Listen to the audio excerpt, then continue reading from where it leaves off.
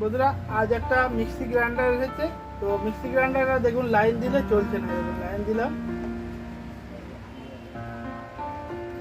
Line দিয়েছি কিন্তু কোনো রকমে চলছে না। তো প্রবলেম হয়েছে সেটাই দেখবো এখন। তো মিক্সি মেশিনটা একটু খুলে নিই।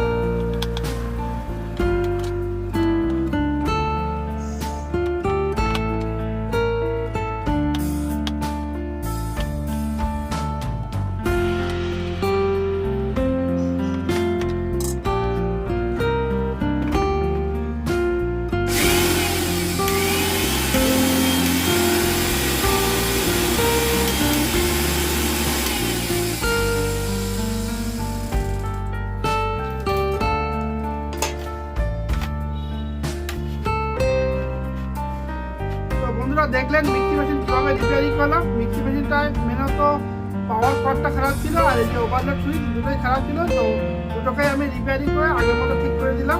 তো যদি ভিডিওটা ভালো লাগে প্লিজ একটা লাইক করবেন, শেয়ার করবেন আর অবশ্যই কমেন্ট করবেন। তো দেখা হচ্ছে পরবর্তী ভিডিওতে।